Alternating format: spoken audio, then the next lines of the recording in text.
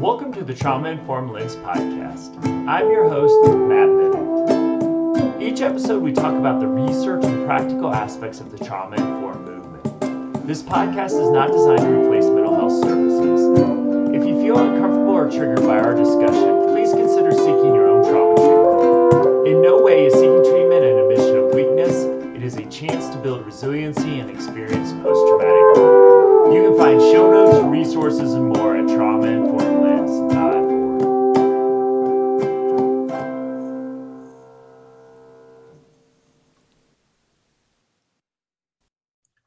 Welcome, friends, to the Trauma Informed Lens podcast. I am Matt. I am here with my great friend, Deborah Borne, medical doctor. She doesn't like to call her Dr. Deb anymore. So I'm working on it, my friend. I have been trying for the 2.5 years of this podcast to get my friend Deb on this show. And here we are finally. So I want to welcome Deb. Just a few housekeeping notes. If you haven't listened to us a while, I published my 4th book on heart rate variability. You can find that for free at optimalhrv.com. Also started the Heart Rate Variability podcast, which you can also find at that site as well. So if one time a week is not enough for you, there's another one to hear me on as well. So Dr. Deb, oh, I called you Dr. Deb again. I just can't help it, my friend. So I would love, I know you so well, but I'd love just to introduce yourself to the audience. I think I'd spend an hour just telling stories about both our friendship and your brilliance as a medical provider. But just give us a little bit of introduction about who you are before we dive into the exciting topic of spiritual health. Who am I? Well, I am Deborah Borne.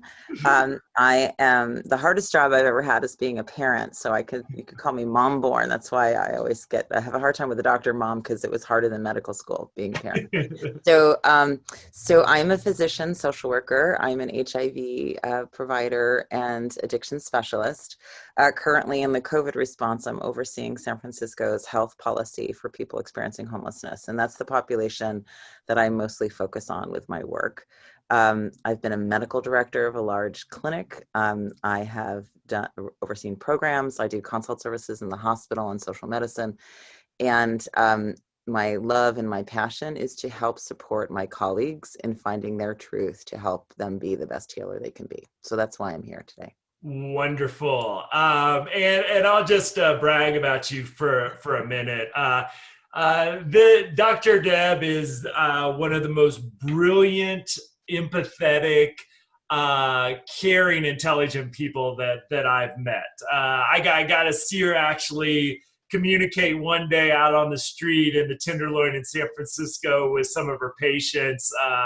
The loving kindness she brings to our friendship, definitely the relationship you have with your patients, that comes through as well. So it's our friendship has been a great honor, and I've learned so much from you over the years. So I'm just excited to talk about, I know, a shared passion of ours, and something we just yesterday presented at the Ryan White HIV conference, even though we had to do it virtually, which kind of is a bummer because I know we always love to connect, and DC is one of our favorite cities to find good Greek food and enjoy our company in person. But I want to dive into this because you could look at you got you got an MD, you got an MSW, you're a very intellectually brilliant person. Why do you find spiritual health so important in the work that you do, working with some of the most disenfranchised and populations often struggling with HIV, addiction, trauma, homelessness, so many things you could focus on. Why is spiritual health such a passion of yours? Well, so first and foremost, it's interesting you called me smart twice. In my own story, my own background, I have very horrible dyslexia, and I couldn't read until I was 10. So in my backstory, in my mind, I'm not smart. So every time you hear that, I say that I can't hear it. And when I got into medical school and I was 30, I thought I was old. My tarot teacher said to me, I was like, I'm not smart enough to go to med school at Brown. There's all these kids that got in when they were like 14. Like, how can I do that? I'm not smart enough. And she said, do you want to be smart or do you want to be wise? And I said, I want to be wise, please. And you've heard me tell this story all the time. And she said, you can put things in your head. That's fine. But wisdom is when we take our intellect and bring it through our heart. So how do we get to that place as providers to be in our heart so that we can be as wise as we can, that we can take whatever we know in our brains without judgment and bring it through our heart? And how do we get there? And I look at myself, I look at the people that I'm serving, I look at my colleagues, and I see that how we're not in touch with ourselves, or we don't understand ourselves as human beings. We're not respecting another person as human beings because we think we have to be a case manager or a doctor or a nurse or this thing instead of ourselves within this job. And how do you be authentic to be able to take that knowledge from your experience, your knowledge from what you studied in a book, your knowledge from what your grandmother taught you? How do you take that and bring it through your heart? And for me, what I see around with the world is getting to a sense of humanity. So our biology of our brain is very important. You want to say the first fundamental thing is our neurons. And our emotional response to something is important, which is where heart rate variability and everything comes in, that we have this response that happens from a trigger for something. But how does it have meaning for me? And meaning and understanding what that is for me as a human being. And you could say your soul or this or that. I could get all kumbaya on you. But how something has meaning for me gives me the impetus to change, gives me the impetus to say, I want to put on my glasses to turn around, gives me the impetus to pause and say, I'm the doctor, but I'm going to stop for a minute because what this case manager says has something. So,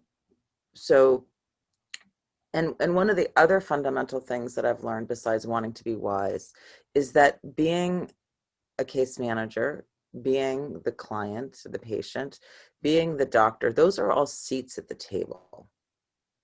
And how do you sit there with a sense of humility, humble inquiry, and in your power, which is hard to do. So how do I feel okay about me and not feel like I'm going to be egotistical if I speak, or I'm this? And then it's also our ego if we don't acknowledge our own power, which is what we're trying to give to the people that we're serving, right?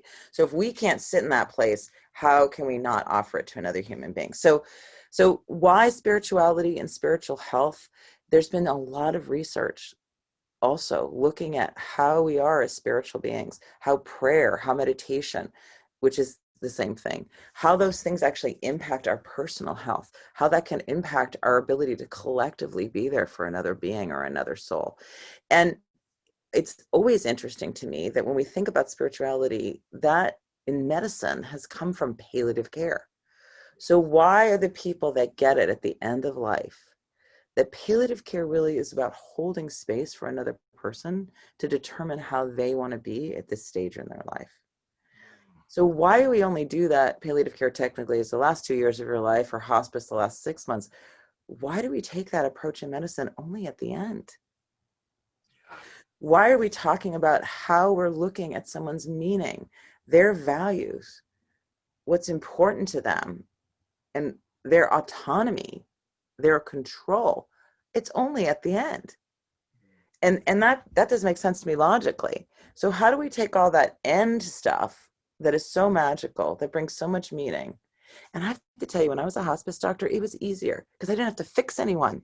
All I had to do was listen and decrease suffering. As opposed to, as a doctor, I'm causing suffering when I put my own agenda and I'm not sitting in that spiritual place. So why spiritual medicine? Why spiritual health? For myself, to be the best healer I can be, to be part of a community and a team the best way I can be, to look at the science and understand that being in that place of slowing down, of meditating, of having that mindfulness be part of the work we do, that has the heart rate variability and its impact. That's critical. And lastly, we do know that it works at the end of life and with palliative care. And how do we bring that incredible knowledge that we have from that aspect of work, where we're not fighting a person's sense with my dogma against their dogma, because that's what it is. There's a dogma with spirituality that we don't, which we have to acknowledge, but that we actually are saying what's really beautiful about hospice and palliative care is that we're decreasing suffering, and we're bringing compassion and love, and bringing a sense of stewardship to someone's autonomy, right, and agency in their own life and their own health. And how do we bring all of that we know from that aspect of the work into everything that we're doing? So that's why spiritual health for me is so critical. Beautiful. You're a medical doctor, right? So like, I play one on TV too. As a therapist, I spiritual health has always been something I felt like I had time to communicate with somebody, to get to know them. And I integrated, as you said so beautifully, as part of reconnection to values, building resiliency. So I could bring it in because I usually add an hour once a week, or even sometimes twice a week, with individuals. You as a medical doctor, and I know in the HIV homelessness arena, you might have more time to build relationships than somebody at maybe a typical clinic might.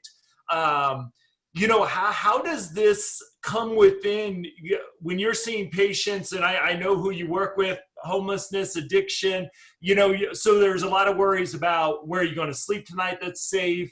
How are you going to use in a safe way? Where are you going to get food? All these issues, and then throw HIV on top of it for a lot of your folks as well. You could have a million places to start. How do you even go about kind of assessing and bringing that? I know you don't force it on any of your patients, but how, for those that might be open to the conversation, how do you even bring this about? Because I don't see it fitting into kind of Western medicine in any meaningful way in our current model. So Matt, I'm going to offer us to just change the paradigm of that we have to do something huge like neurosurgery to get to the brain.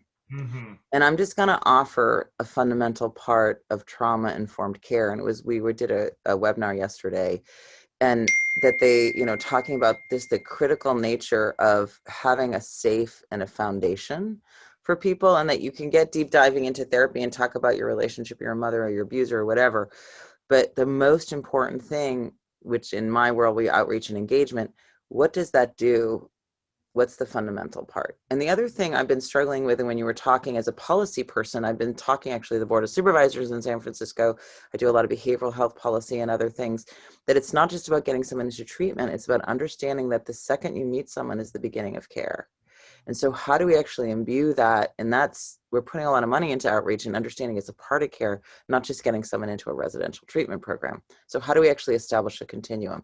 And that's customer service. And I know I'm not doing marketing, but if you look at an eligibility worker that's sitting in a window, and an eligibility without now with COVID, we have to have glass, even everyone's having glass shields. And hello, thank you for coming in. It's remarkable that you can make the time to do it. These are really hard times. Thank you. As opposed to what's your name and give me the birth. So acknowledging that person as a human being is part of spirituality. Customer service actually really is about connection, correct? You're connecting to the person. You're looking as a human being. One of the heads of my of the COVID response is this amazing nurse. She's one of the people that holds space so well as a leader, better than I've ever seen. And I have been privileged to be able to work in the same space. We're all 6 foot distancing, and I watch how all the head of contact investigation, the head of the outbreak management, they're all coming in to check in with her. And I'm sitting there with my health policy hat. And I've been watching how she interacts with people. And the first thing she always asks is, how was your weekend? Did you get some time off? What did you do? And I was like, and I talked to her later, and I was saying something, and I'm like, you hold space so well for people. And I love how you do your management, that you ground the person in what's important to them, to bring that in so that they can give you the kind of data that you need coming from that place. And she's like, you noticed. Just like, of course I noticed. You're not just doing it to shoot the, I don't want to say the bad word on the podcast, but that she acknowledged and talked to the person as a human about what they did to find about what was important to them, to help their brain kind of settle in so they could give data, kind of like that WISE thing that I was saying, so that they weren't, we're talking about COVID. I'm responsible for San Francisco. This is the person doing contact investigation for San Francisco. There's a lot of weight on my colleague's shoulders. So how does she get them to be in a place? So everyone has time, no matter what you're doing. You do not need to be a therapist.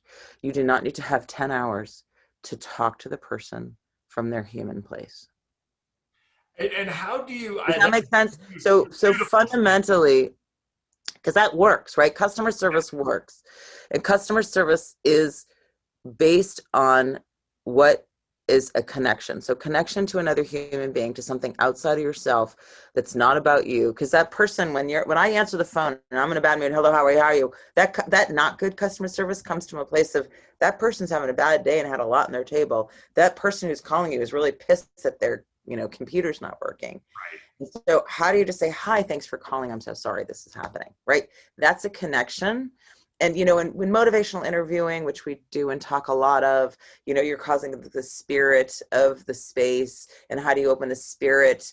And that spirit is getting to that palliative care of decreasing suffering. And I really do have this feeling. I do a lot of energy and Chinese medicine and Qigong. Matt and I were talking, and how do you actually hold that space? And even when I talk about it, I want to go like this. Right? So it's the spirit of motivational interviewing. It's the spirit of not wanting to have suffering. It's the spirit of welcoming. And it's the spirit of welcome to our church, or in all of those, and peace be with you, and all these things and stuff that we say. And I always say, thank you for coming in, and sorry you had to wait. And all these things that we're taught, that's just really good with motivational interviewing, all these good skills that we have with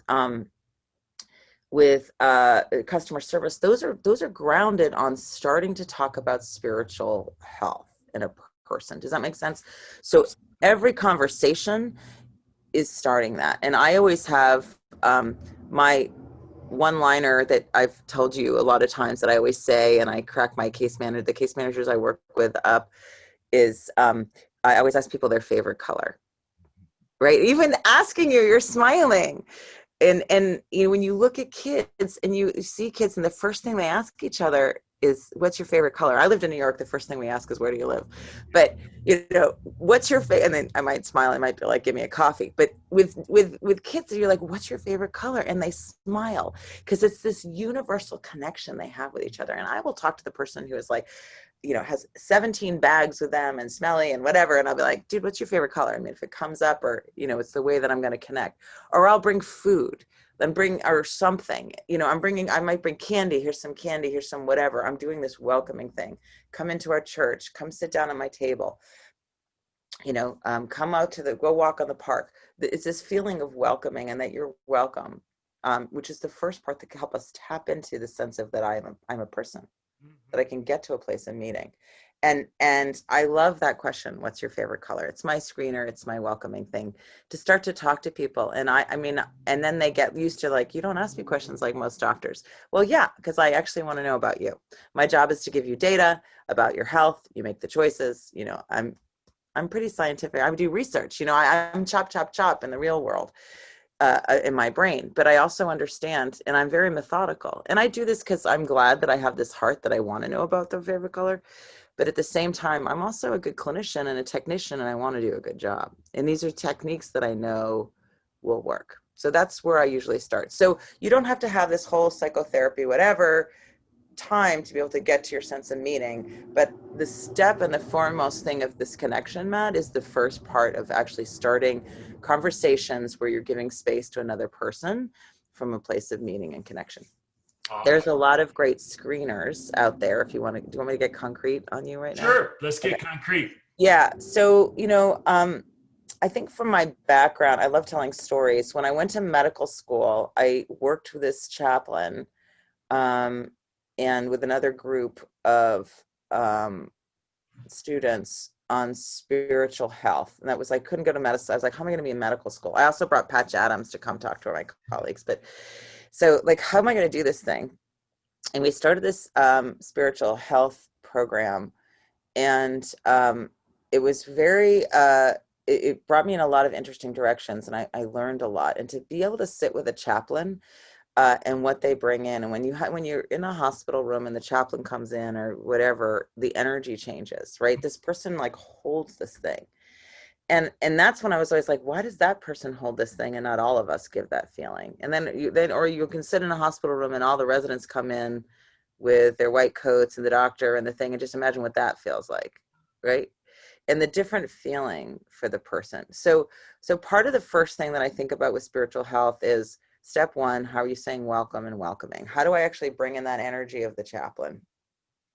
How do I acknowledge that this is a thing? Probably first and foremost. And we called it outside in, so that how do we actually start with the like you're going to be going out and doing all that. It was part of the interviewing program. You're going out and you're interviewing everyone, but how do you actually get to the inside to get this data that you need, that you want to know if their history and their mother and their brother, when we do it, was part, we like incorporated it into the interview training things where this, you're a medical student, you have to ask all of these questions and get to all these things and da.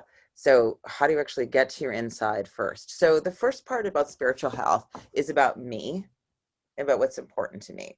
So I think a lot of the work that we do around trauma-informed care, about taking pauses, about making sure that you have your oxygen on yourself, that we can't start to walk into these conversations unless we have our oxygen on first. So and that the first part of this outside in is acknowledging it's a thing, right? We want to call the chaplain. You're at your end of life. You're going to be dying, right? Like, how do we call it something? Mm-hmm. So really the fundamental things that you've always taught me about with trauma-informed care is how and do I need to take care of me? And one of the things that's just really remarkable in this work, and I think I might have been saying this to you yesterday, is the tithing it takes to do this work. And that tithing, I've learned this, like with church, right? You give a little, you give a certain amount of money, you have to give all the time to the church and some to yourself. And I was always like, self-care, go for a run after work, or self-care, whatever. And the amount of tithing to do the work that I do clinically is like 60% for me and 40% for them. Like the amount of energy that it takes. Like I'm humbled by how wrong I had the equation about how much it takes. And it's not just running, it's also tapping into what's important to me. Why do I want to be a healer? Why did you go to social work school? Mm-hmm. Why did you fill out that application? Why did you go to nursing school? Why did you sign up for the health worker job? Why are you an outreach worker? And so the why questions have to start with me. And I remember in medical school, I had my herbal teacher. I was also an herbalist. Okay, I'm all over the place here, but for me, it all makes sense. And the first question she asked and said, and she's taught at Harvard and other places, she said, people want me to come in to talk to you, not about herbal medicine, but to remind you why you filled out that application to go to medical school. And I'm here to talk about being a healer. And that's what Patch Adams said, put on the nose, like, why are you doing this? Yeah. And that universal why is the same for me, from a good case manager, from a great nurse. We just chose a different path to get to that something. Mm-hmm. But getting to the why is important. I'm here because I want to make my father happy because he was a doctor. That's not true for me at all. I have no doctors in my family, but, my father, it's the anniversary of his death tomorrow, and I think he was happy with me, however it came out. But so why are you doing this? And to come to the meaning of why you're sitting in that place in the first place really is the prequel, right? And sometimes prequels are better than the whole story. And you and I were talking about this before, about how do we tap into our own story? How do we understand our own brain? And how does that story come into how we communicate? So I want to talk with you about how to screen and tap into spiritual health on another person. But if we could take the time today to just talk about the prequel, yeah. I feel like we can get to something. Would that be okay? Absolutely. And just to fill in, because, people that hear me talk about self-care, that why, and I think I'll give a lot of credit to Angela Duckworth's work, as well as Carol Dweck's, because to me, it's always good to have the research backing up what you feel. That's just kind of how my brain works. So with her work and with Grid and Carol Dweck's work with the growth mindset, they've really shown the people that, I like to say, focus on passion, focus on that why. And I think one of the things, because we know we work in such burned out professions, is where's that reminder before you walk into your role during the day? Like, where's that why reminder? Is it something on your mirror when you brush your teeth? Is it something on the dashboard of your car, on your computer screen at work? But just connecting with that. And the other thing that you said too that I really resonate, I don't think I speak as well about the inner, because when you start talking about energy, so I think it starts to get, you're the San Francisco hippie, I'm the Colorado I'm from hippie. New York. Don't do that to me.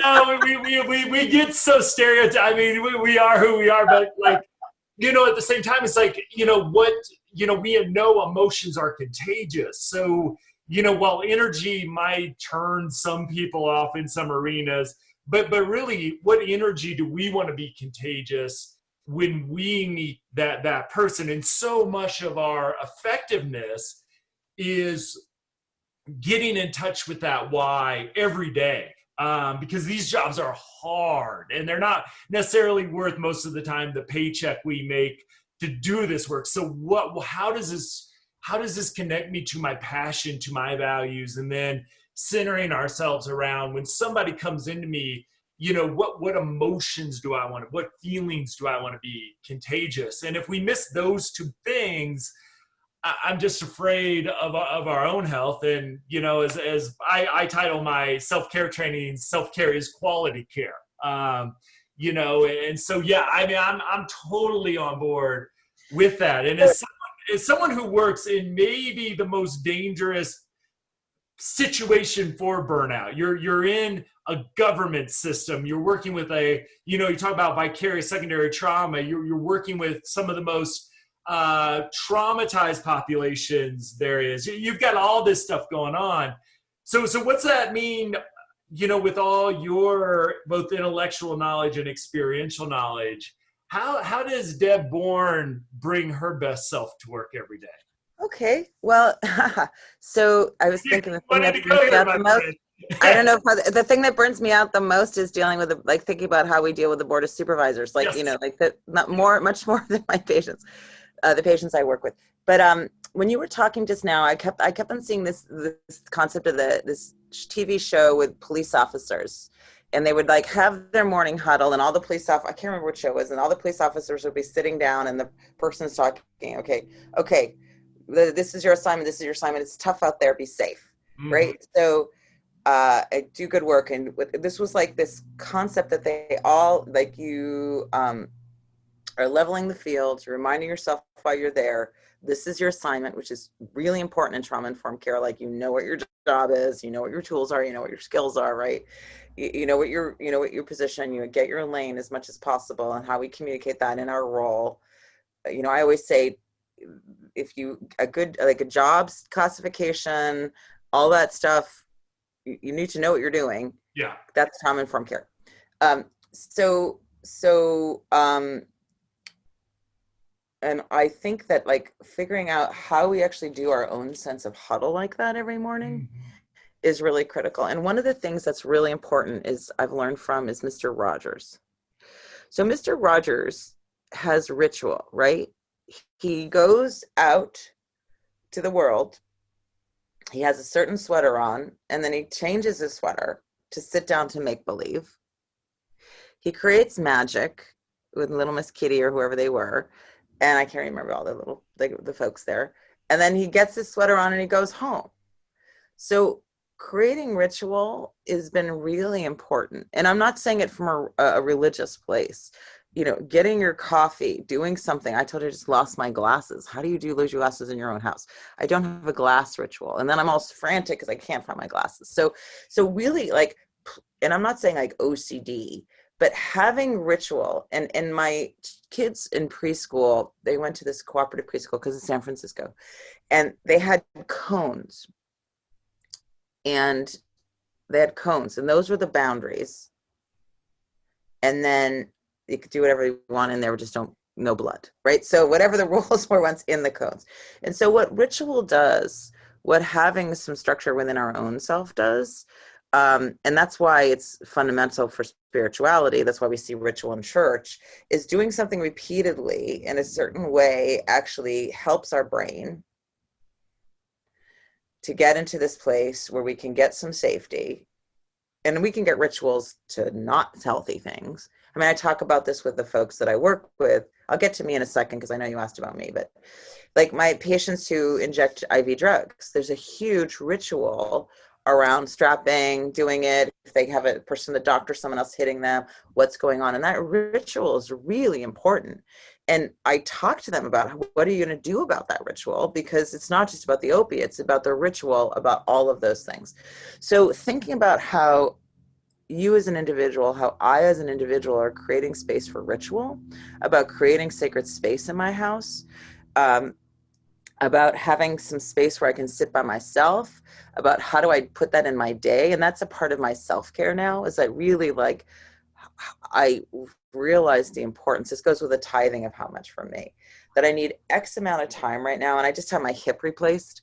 So now I need an X amount of time every morning and to do certain things for myself, or I can't walk right in a day. If I don't do my exercises in the morning and the night, I have to get my knee replaced.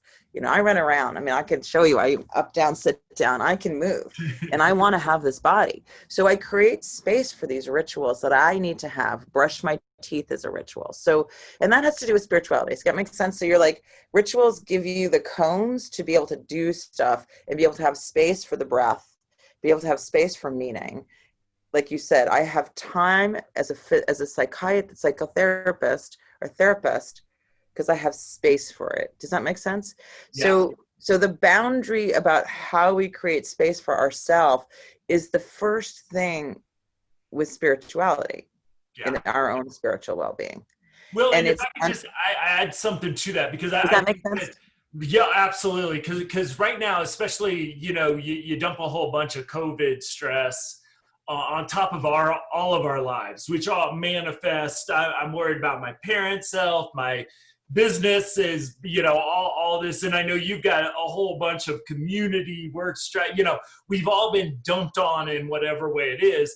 What I have found so powerful through the trying to just kind of keep myself healthy, which I've done okay through, is that I've had those rituals to fall back on. So the fact that I was doing my mindfulness practice, my spiritual practice, the fact that I do a little bit of stretching in the morning, just to, in many ways, my stretching, this will give you a good analogy, is I'm not a flexible human being in any way, shape, or form. And if you've ever seen me stand, I'm a weirdly shaped human being. Like my legs, I'm a 6'7", and my legs are about 5 feet of my 6'7".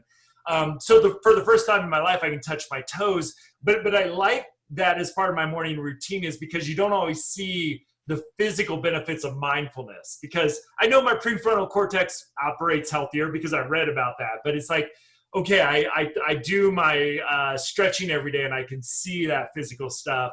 I know that that's also going on psychologically and biologically too. So I just see those rituals as being sort of core to our resiliency too. And when things get stressed out, is, hey, I do this every day. Sometimes I have to remind myself everything I do, because it becomes your normal. So it's like, oh, I add these 3 healthy things to my shake every day. Let's remind myself that I'm getting a ton of health benefits from that, because that becomes my normal. I do mindfulness every day.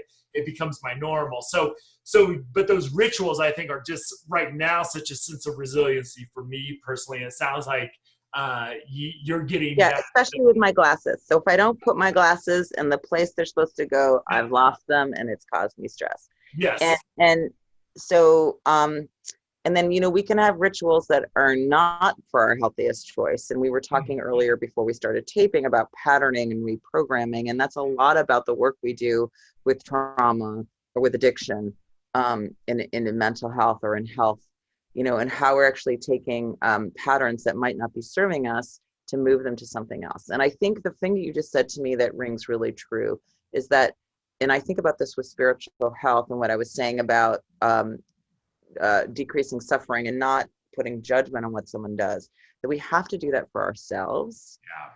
Yeah. And you even how you were talking about your body, there's no judgment. That is your body. Right.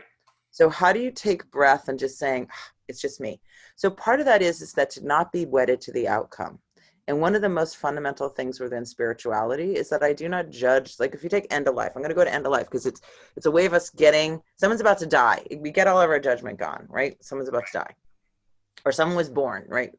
So someone was born, someone's died. We get rid of all of our judgment mishigas. This is what I was saying, like it has to do with equity. You know, in equity, in all the classes I've taken equity, you have to just acknowledge the fact you live in this country, you have a certain level of racism, we have to all deal with it. So someone's about to die. You're not going to judge them that they're drooling. You don't judge them that they're this. You don't judge what their body is. And you just want them to die in peace without suffering, without shame, without stigma. And that's what you want. So how do we take that aspect of compassion and start to bring it to ourselves? Yeah. And just listening to how you're even offering to talk about yourself. And I'm not mean to pick on you because I do this all the time. So part of that is I want to say that how do you get a ritual and acknowledge your ritual, which I really loved what you said about, I put that in my shake. And even saying, hello, good morning, Deb. I'm a cognitive behaviorist. So a cognitive behaviorist believes that if you do a particular behavior over and over and over again, you don't have to care about how you have your relationship with your mother. You can do this cognitive thing and you'll get out of depression, right? So I don't really half the time care about what goes in the box of feelings. I want to see the behaviors, B.F. Skinner, press the bar, here we go. So in cognitive behavioral, when you do something over again and you do a behavior over again, it repatterns, reprograms your brain. So in trauma, when you do something over again, I'm afraid, I'm fear, I'm fight or flight, you know, you're going to check your heart rate, decrease heart rate variability, how that actually affects your physiology. It's a pattern of over and over and over again. Right. So part of what this is in bringing meaning for yourself and taking a step and saying, I'm the first person in the equation, how and understanding my own spirituality is really important. Who am I as a person?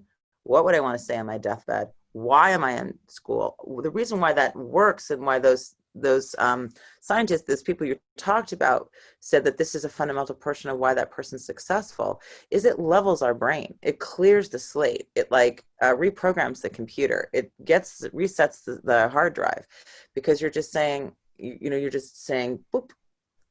Yeah. Okay. So why? Oh, I'm getting back to why I did this, because I'm over here. I was talking to a case manager yesterday, and I always talk to the teams I work with. When you do a treatment plan is a flower. It's grounded in the person's desires, their choices, the things they want. And then there's an integrated plan. There's the get your ID. There's the you need to take your HIV meds. There's the maybe go on Suboxone. There's the this, go to the appointment. All those things are flowers. Yeah. And if you take a petal and you're just chasing that petal, you forget what it has to do with the person and their meaning, right? Oh. Yeah. So that's usually how I describe a treatment plan, and the importance of an integrated treatment plan, and to not get caught on that pedal, right? I love that. So, yeah.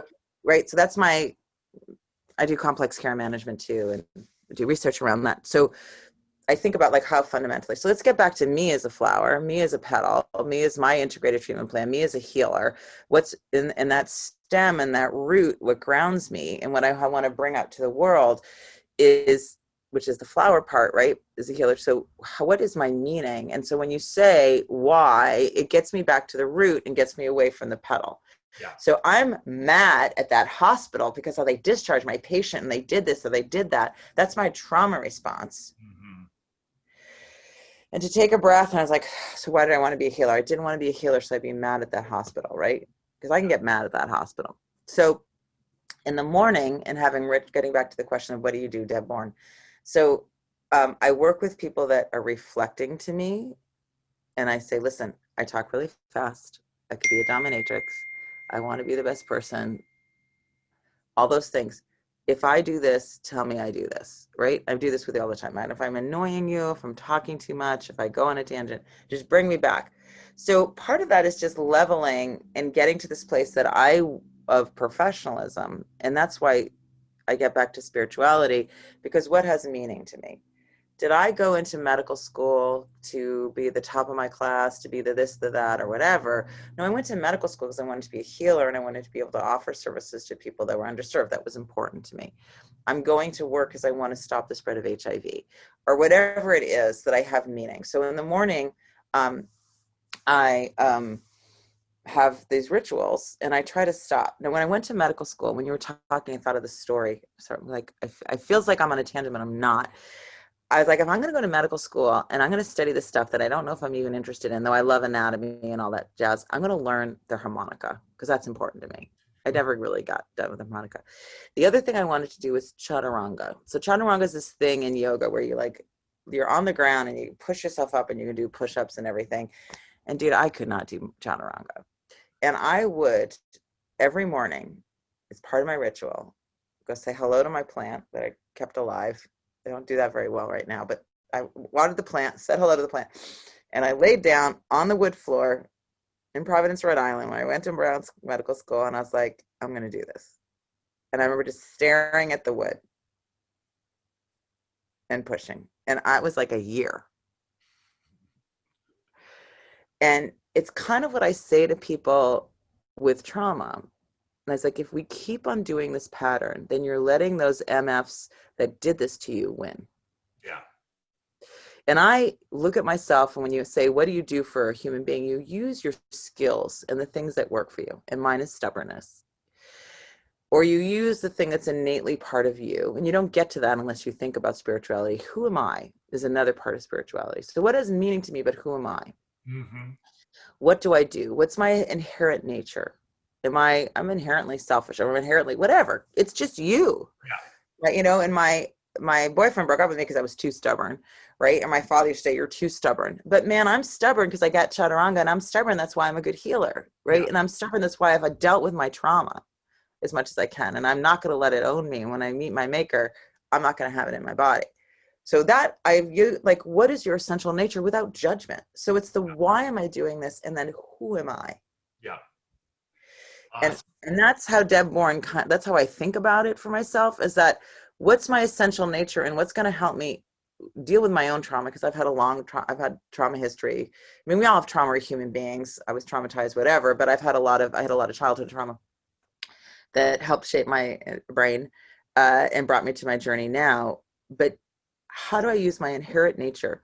And one of the first things in the Courage to Heal is the chapter of the workbook. And honestly, I used to use it with patients when I was a therapist. And I only went through the first chapter in the workbook. So to tell you the truth, full disclosure. But in the first chapter of A Courage to Heal is you write down everything that you've adapted as a human being because of your trauma. And what are those things? And it's this inventory. And I did it, I like 20 something years ago. Lord, I'm going to turn 55 next week, Matt. So happy birthday. Yeah, it was over 25 years ago. And I remember sitting there writing these things. I'm really good in an emergency. I'm great with COVID. Yeah. Yeah. Not so good when everything's still and quiet. So it's this spiritual inventory about who I am and what I've done. And that for me is spirituality. It's like, who am I? So if we go back to the analogy of this person's on their deathbed, and I loved being a hospice doctor. And I've had the privilege of holding the hand of my patients when they've passed, all the way from 20-year-olds to, 80-year-olds. And that who am I at this point in time? And so I want to know who I am when I'm living. Yeah. And part of that inventory is that what things have I gotten that others might judge, but that's kept me alive. And that's a lot of my social skills building and other cognitive behavioral stuff I do with my patients around behavior change is based on that. And we talked about the biology of the brain and like what happens in our hippocampus if we're someone that's been exposed to trauma, and then we might not have as many nerves, but we have other things developed, and how do we use those developmental part of our brains to be able to acknowledge and get to this other part, and even when I said to you in heart rate variability, where, the healthiest heart rate variability that reflects a resilient body has a lot of variability in the heart rate. A heart rate variability for someone that has had a lot of trauma and stress is less, but they have a heart. Yeah. Thank God it's alive. So it's not a judgment that you're not at that place yet, but you have a heart, thank God. And thank God I was stubborn. Thank God I do yoga now. Thank God I could do the chaturanga. So how do we not, how do we, when I started the conversation, we should get wrapping up. How do we hold that place, that space of decreased suffering, and that space of agency, that space of autonomy that we want for our patients, our guests, our clients, whatever we call the humans that we're serving? How do we do that and start with ourselves, about the why for me, about the who am I, about how do I not have judgment, about why am I doing this, what has meaning to me, and then what helps me feel whole is the third part. So, and that goes with the self-care. So I don't run, I can't jog. I know you run all the time. I can't even drive the routes you run, right? I probably would get too bored and get distracted or whatever. I couldn't run chasing. Bear was chasing me. Not even just because I have this knee or hip thing. Deb lives very close when I visit her to Golden Gate Park in San Francisco. So you talk about a place where I could just run for days because of the beach. So yeah. So I judge myself. Why can't I run, or why can't I do this? Or, put that aside. What helps me feel whole? So what brings me meaning? Who am I without judgment? And use those things.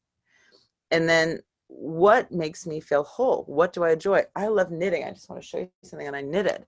And then what's wrong with that? My kid loves anime, and he doesn't want they don't want anyone to know that they like anime, or whatever it is. Or, what helps me feel whole? I love the color purple, right? So what do I love? What brings me I like the beach.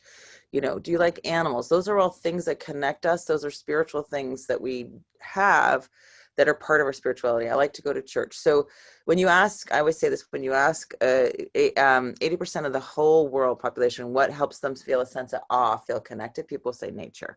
So, how do I actually get as part of my ritual in my daily life to be able to do those things? And just sitting with a tree is fine. I don't have to go running and judge myself to get there. So in self-care, a lot of it is just saying, what do I like? What grounds me? What recharges me as a rechargeable battery that I can get connected to? I'm actually thinking of getting a dog. I've never talked to the two cats that I live with because I'm allergic, and you know how I feel, but Matt's laughing, but I'm thinking of getting a dog. I work with this case manager, Sayotha, who I love dearly. And she always used to say, God, if this was the things we would do, be under a bridge, like getting someone out of a tent. And she'd be like, if this was a pet, I could never do it. An animal, I could never do this. So I couldn't see the suffering in the animals. But, so, what brings meaning to you? And just even one of the things that I've learned in some of the energy medicine, what grounds us is just putting your back against a tree. Actually lowers your heart rate. And also, at least, so if you just sit with your back against a tree, that lowers your heart rate. Awesome. And I do a lot of stuff with tapping, which I know we EFT and other things like that. And a lot of those I do to kind of help me deal with the things that I might have judged myself about that I don't do, to help me feel better and whole. And that's another thing that I'm doing. So I look at these things. Why am I doing these stuff? What is my inherent nature? I don't want to place judgment on the inherent nature. And how do I feel whole? And then for me, I've been starting to do these exercises. And remember, we were talking about triple warmer? Can I show you? So triple warmer is a fight or flight response in a meridian.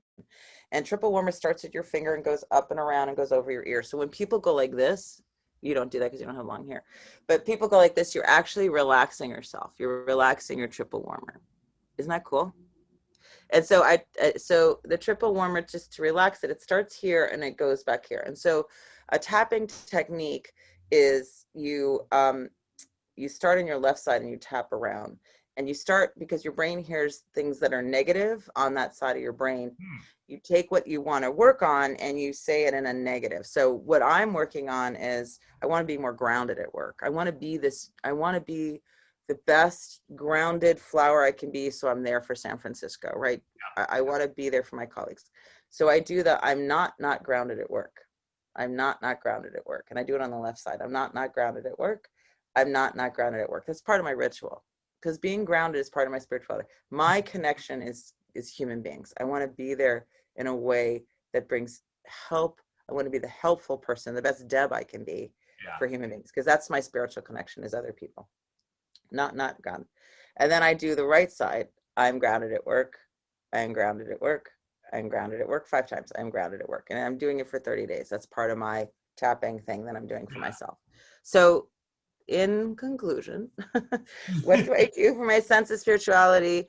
I'm having space to ask why, and maybe call up your best friend and say, listen, I'm really burned out right now. I want to have a why discussion. Why do you do this and why do I do that? And then you can take an inventory. What are some of my things that are inherently about me that may or may not be bugging me? Because if you asked me when I was 30, what do I do wrong? I'd be like, I'm stubborn. It's not good. Right. And now I'm looking like I'm stubborn. Thank you, universe. Or so. And then what are the things that I've gotten from my trauma that is helpful for me, if that's what you're dealing with? And then how do I feel whole?